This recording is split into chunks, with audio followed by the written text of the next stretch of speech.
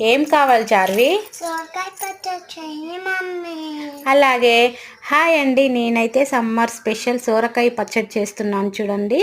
సొరకాయను cut చేసి పక్కన పెట్టుకోవాలి. స్టవ్ పైన కడాయి పెట్టి 1 స్పూన్ ఆయిల్ పోసి పచ్చిమిర్చి ఒక 10 వేసి వేయించుకోవాలి. అలాగే సొరకాయ ముక్కలు కూడా వేసి బాగా ఉడికించుకొని ఉప్పు వేసి ఉడికించుకోవాలి. ఇవన్నీ ఉడికిపోయినాక రోట్లో వేసేసుకొని అదే కడాయిలో ఒక టమాటా, చింతపండు, కొంచెం పసుపు వేసి బాగా ఉడికించుకోవాలి.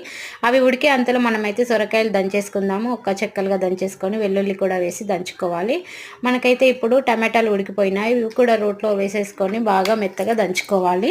మరీ మెత్తగా అవసరం లేదు, బరకగా దంచుకున్నా చాలు.